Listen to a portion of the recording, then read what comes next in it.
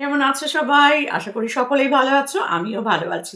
হ্যাঁ, হাসি মুখ। তার মানে মারিয়ামকে নিয়ে ভিডিও। হ্যাঁ, শুধু মারিয়ামকে নিয়ে না, আজকে মারিয়াম সাথে আবার মারিয়ামের আবার বান্ধবী। মানে বান্ধবী না, ওরা হচ্ছে ৩ কিউটের ডিব্বা ৩ টে। সেটা হচ্ছে লিসানের ভাইয়ের মেয়ে, লিসানের বোনের মেয়ে আর হচ্ছে আমাদের রোহনের মেয়ে। ৩ টে বাচ্চা। সত্যি এত ভালো লেগেছে লিসানের ভিডিওটা, কি বলবো তোমাদেরকে। লিসান সত্যি এত সুন্দর করে বাচ্চাদেরকে নিয়ে ভিডিও করে, দেখতে সত্যিই ভালো লাগে। তো ৩ টে বাচ্চা একসাথে জড়ো হয়েছে, বেশ সুন্দর লাগছে। তো কি কারণ সেটা সত্যি বলছি, আকিকাটা কি জিনিস সেটা আমি এখনো পর্যন্ত জানি না।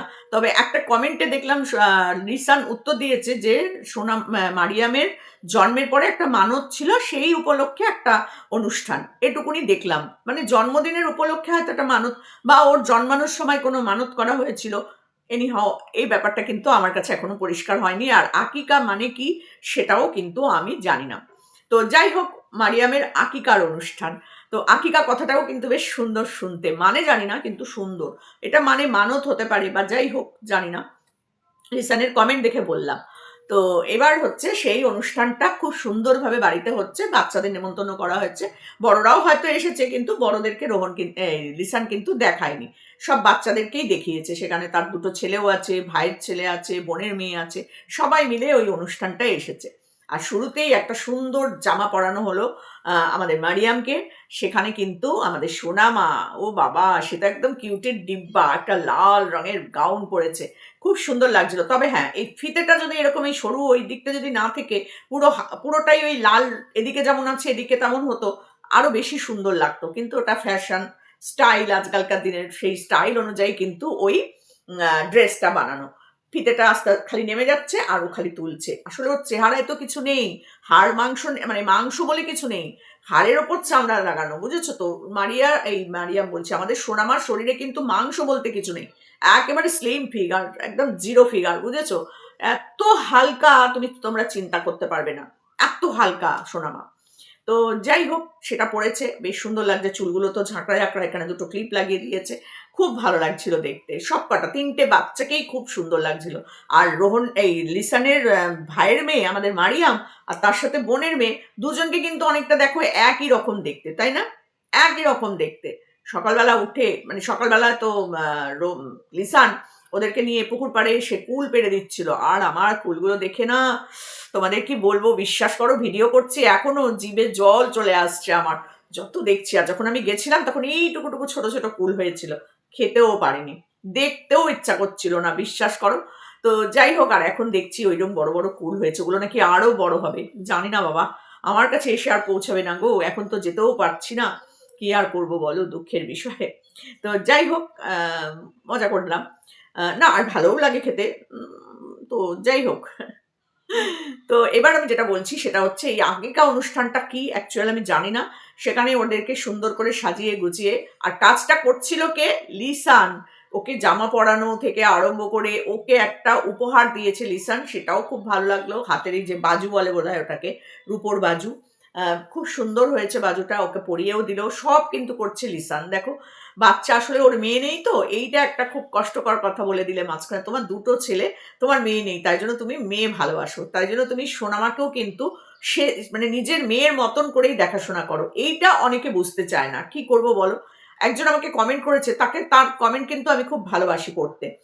হঠাৎ করে জানি না তার কেন এরকম মনে হলো যে তুমি করছো তোমার স্বার্থে। তো এই কমেন্টটা কিন্তু আমার খুব খুব কষ্ট পেয়েছি কমেন্টটা দেখে। আমি কমেন্টের উত্তরও দিয়েছি। উনি কিন্তু রোহনের খুব প্রিয়, মানে খুব মানে ভালো একজন ভিউয়ার্স। তোমারও সাথে কিন্তু তোমারও। কিন্তু উনি আমাকে একটা কমেন্ট করেছেন। কমেন্টটা শুনে সত্যি আমার খুব খারাপ লাগছিল। যে রোহন তো লিসান তো মানে স্বার্থে সোনামাকে ভালোবাসে। যে সোনার ডিম পাড়া রাজহাঁস, ওকে দেখিয়ে দেখিয়ে ইনকাম করছে, এই করছে। কিন্তু না, আমার সেটা কখনো লিসানকে মনে হয়নি। কারণ লিসান নিঃস্বার্থভাবেই করে। আমার মনে হয় নিঃস্বার্থভাবেই করে। কারণ লিসানের ছেলে, ২ টো ছেলে, ওদের মেয়ে নেই। ওরা মেয়ে খুব ভালোবাসে। যার জন্য ওর ভাইয়ের মেয়েকে কিন্তু সবসময় ওদের ঘরে থাকে। সবসময় ওদের সাথে যাতায়াত, খাওয়া-দাওয়া সবকিছু করে। আর সোনামার মতন অত সুন্দর একটা কিউটের ডাব্বা যদি পাওয়া যায়, তো সে কেন রাখবে না বলো তো? কেন রাখবে না? সেইজন্যই সে ওই বাচ্চাটাকেও নিজের বাড়িতে এনে নিজের মতন করে খাওয়ানো, স্নান করানো, তাকে পরিপাটি করে রাখা, সবকিছু করে। নিজেদের আত্মীয় স্বজনরা করে না যেভাবে ওর মানে হাজবেন্ড ওয়াইফ যেভাবে সোনামার জন্য করে। আমি দেখেছি অনেক অনেক আত্মীয় স্বজন দেখেছি, একটা ছোট্ট বাচ্চাকে যদি বলো না 1 ঘন্টার জন্য তোমার বাড়িতে রেখে একটু যাবো, আমার একটা বিশেষ কাজ আছে সেখানে ওকে নিয়ে যেতে পারবো না, রাখবে না। পরিষ্কার মুখের ওপর বলে দেবে যে না গো আমার সময় নেই। কিন্তু সেখানে লিসান বা লিসানের মা, এটা বন্ধ করে দাও তো, সেখানে লিসান আর লিসানের পরিবার কিন্তু রেখে দেয় বাচ্চাটাকে, দিনের পর দিন রেখে দেয়। কি দরকার আছে তাদের? ভালোবাসা, ভালোবাসা মুখে হয় না, ভালোবাসার পরিচয় দিতে হয় যে সত্যিই আমি তোমায় ভালোবাসি। আবার দেখিয়েও ভালোবাসা হয় না, মন থেকে আসে ভালোবাসা, তাই না? ওরা মন থেকে ভালোবাসে সোনামাকে, তাই জন্যই কিন্তু ওরা এইভাবে রাখে, এমনি কোনো কারণ না। আমার ওই ভিডিওটা মানে কমেন্টের উত্তরটা আমি দিলাম, কমেন্ট বক্সেও উত্তর দিয়েছি, কিন্তু এখানেও একটু দিলাম। সত্যি কমেন্টটা পড়ে আমার খুব খারাপ লেগেছে যে সোনামা সোনার রাজহাঁস, সোনার ডিম পাড়া রাজহাঁস। লিসান তো যে ভিডিওই দেয় মোটামুটি একটা ভিউজ হয়, আর সোনামাকে দিয়ে করলে পরে সেটাতে তো একটু ভিউজ হবেই, স্বাভাবিক ব্যাপার, কারণ ও সোনামাকে দেখিয়ে ভিডিও করে। আমরা সোনামাকে না দেখিয়ে যেটুকুনি দেখি সেটা নিয়েই আলোচনা সমালোচনা করি। আর ওরা তো স্বয়ং সোনামাকে সাথে নিয়ে দেখাতে পারে, তো ওদের ভিউজ তো বেশি হবেই স্বাভাবিকভাবে, না? আর সোনামাকে দেখার জন্যই তো সব মানুষ চলে যায়। তো সব দিক থেকে বিচার করে দেখতে গেলে সোনামাকে নিয়ে যারাই ভিডিও করুক না কেন, মানে দেখিয়ে তাদের চ্যানেলে ভিউজ হবেই। তো এটাতে কোনো ঝগড়া রাগারাগি বা মনোক্ষুণ্ণ হওয়ার কোনো কারণ নেই আমার মনে হয়। আমি যদি কাছাকাছি থাকতাম তাহলে আমিও সোনামাকে দেখেই হয়তো প্রতিদিন ভিডিও করতাম, তাতে আমার চ্যানেলে ভিউজ হতো। তাই বলে এটা ভাবতাম না কখনো যে সোনামা আমার কাছে রাজহাঁস বা কোনো ডিম পাড়া রাজহাঁস, এটা আমি কিন্তু ভাবতাম না। ভাবতাম আমি ভালোবাসি, আমার কাছে থাকে, আমি ভিডিও করি, তাই আমি সোনামাকে দেখাই। এটাই কিন্তু যারা ভিডিও করে তাদের এরকমই মনে হয়। আর দর্শকরা তো বলবেই, আমরা কি করব বলো। খুব খারাপ লেগেছে এই মানে ভিডিওটা, মানে কমেন্টটা আমার দেখতে, যে সোনামাকে লিসান অন্তত এইভাবে ব্যবহার করে না। যেটা করতো রোহনের আর বাকি যারা বন্ধু আছে তারা সোনামাকে সোনার রাজহাঁস ভেবেই, তারা সোনার ডিম পাড়া রাজহাঁস ভেবেই তারা ব্যবহার করেছে। নিজেদের ডুবে যাওয়া চ্যানেলটাকেও কিন্তু দাঁড় করিয়েছে এই সোনামাকে দেখিয়ে, রোহনকে দেখিয়ে, স্বার্থপর বেইমানরা। আর আজকে তারা রোহনের পেছনে ছুরি মারছে বসে বসে। কিন্তু লিসান কিন্তু সেটা কোনোদিন করবে না। আমার যতদিন লিসানকে দেখে মনে হয়েছে, হ্যাঁ, যদি কখনো রোহনের থেকেও দুঃখ পায়, অসম্মানিত হয়, লিসান পাশ থেকে সরে যাবে, কিন্তু সোশ্যাল মিডিয়ায় কখনো রোহনকে বদনাম করবে না, এই বন্ধুদের মতন বদনাম করবে না।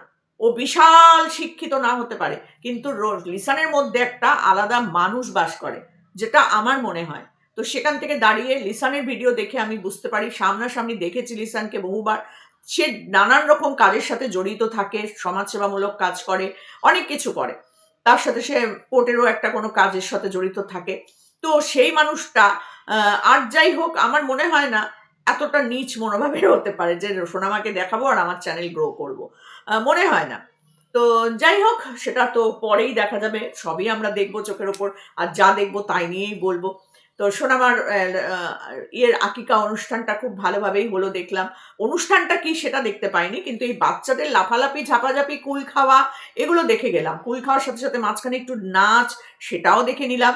তার সাথে তুই আমি বেশ ঝগড়া, সেটাও বেশ দেখলাম, খুবই ভালো লেগেছে। তারপর মাদুর পেতে সবাই মিলে বিরিয়ানি খেতে বসেছে, সেটাও দেখলাম। সোনামা নিজের হাতে খেতে শিখেছে, হ্যাঁ এটা ঠিক কথা, একটু একটু নিজের হাতে খেতে শিখেছে, কারণ রোহনের বাড়িতে যেদিনকে ফিস্ট ছিল সেদিনও রোহন ওকে একা খেতে বসিয়েছিল, তবে পাশে রোহন বসেছিল, মনে হয় খাইয়ে দিয়েছে, কিন্তু এখন থেকে ওকে নিজের হাতে খাওয়ানো অভ্যেস করতে তো হবেই।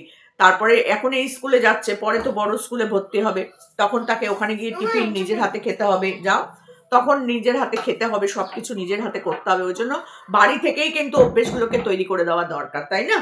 তো খুব ভালো লেগেছে। অনুষ্ঠানটা কি অনুষ্ঠান সেটা যদি একটু দেখাতে তাহলে আরো ভালো লাগতো, যে এই অনুষ্ঠানটা আমাদের এরকম করে হয়, এটা এই অনুষ্ঠান, এরকম করে যদি একটু খুলে বলতে বা দেখাতে তাহলে আরো ভালো লাগতো।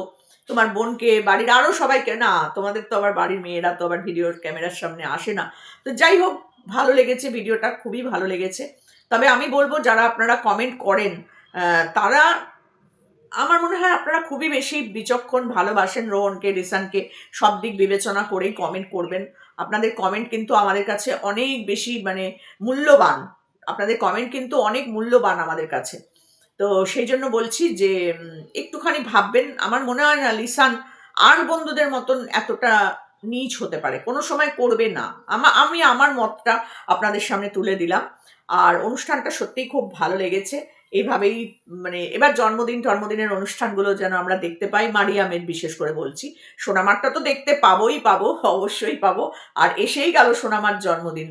তবে হ্যাঁ, আগের থেকে বলে দিলাম, সোনামার জন্মদিনে কিন্তু আমি যাবোই যাবো। সে গরিব দুঃখীকেই খাওয়াক আর ওই পাগলা গারদে গিয়েই খাওয়াক না কেন, সোনামার জন্মদিনে কিন্তু আর কেউ না যাক, আমি অন্তত যাব।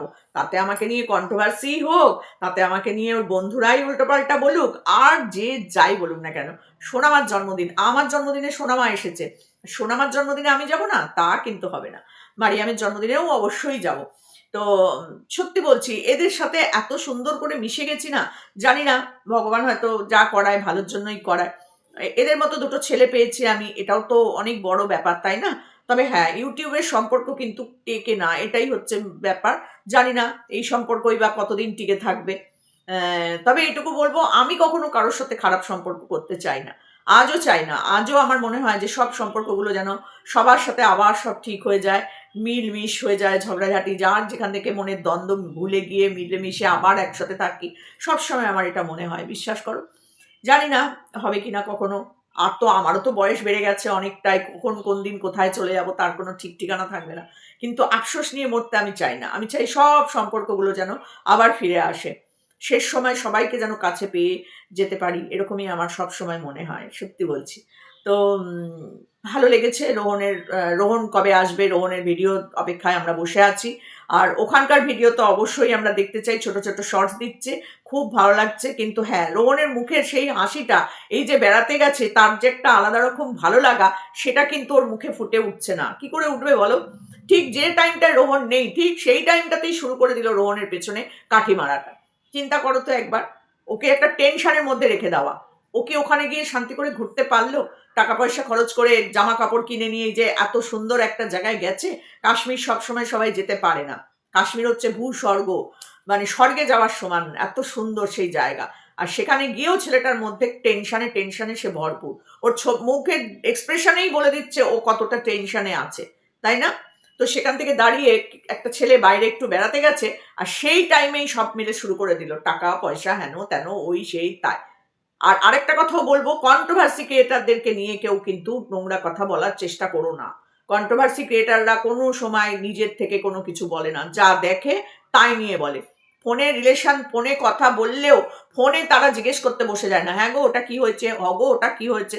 বা যারা কোনো একটা কিছুর মধ্যে ঢুকে থাকে তারাও বলে না ফোনের মধ্যে। তো অনেকেই দেখেছি বলে যে সবাইকে এক মনে করো না, কেউ কেউ মানে ফোন করেও কথাবার্তা বলে, যোগাযোগ রাখে, বাড়ি যায়, আমরা যাই না। এটা বড় কথা নয়। গেলেই যে তার বাড়ি গিয়ে তার হাঁড়ির খবর জানতে বসতে হবে, এরকমও তো সব ক্রিয়েটার না হতে পারে, তাই না? গেল, ঘুরলো ফিরলো, আনন্দ করলো, চলে এলো। সেখানে বসে বসে নিশ্চয়ই ওই মানে কন্ট্রোভার্সি করতে গিয়ে বসে না কেউ, বেড়াতে গিয়ে কারোর বাড়িতে গিয়ে বসে সেই হাঁড়ির খবরগুলো জানতে চায় না। আমি অন্তত কোনোদিন জানতে চাইনি কারোর বাড়িতে গিয়ে বসে। আমি অনেকের বাড়ি গেছি। আর রোহনের বাড়িতে তো আমি বেশিক্ষণ ছিলামও না, 10 মিনিট খুব বেশি হলে। ভিডিও করেছি, চলে এসেছি, বাড়ির ভিডিও। ওখানে বসে এক গ্লাস জলও খাইনি রোহনের বাড়িতে। যা করেছি লিসানের বাড়িতেই করেছি। তো লিসানের বাড়িটা পুরোটা ঘুরেও দেখিনি। বাইরেটা লিসানের ঘরে বসেছি, লিসানের কোনো ভাইয়ের ঘরেও যাইনি, কারোর ঘরে গিয়ে মানে দেখিও নি কিরকম বাড়িটা।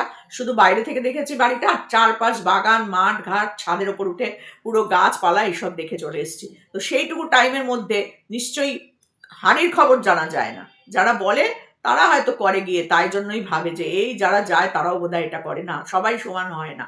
আমি অন্তত এইসব করতে কারোর বাড়ি যাই না। তো যাই হোক, খুব ভালো লাগলো লিসান, ভিডিওটা খুব ভালো লেগেছে। সবাইকে নিয়েই একটু একটু করে বলে দিলাম ভিডিওর মধ্যে। ভালো থেকো, সুস্থ থেকো। আর মারিয়ামকে অনেক আশীর্বাদ করলাম, কারণ এটা জন্মদিনেরই মানে লাগোয়া কোনো অনুষ্ঠান। তাই জন্য মারিয়ামকে অনেক অনেক আশীর্বাদ করলাম। আর সোনামা আর তোমার বোনের মেয়েকেও অনেক অনেক ভালোবাসা আদর দিলাম। চলো, টাটা।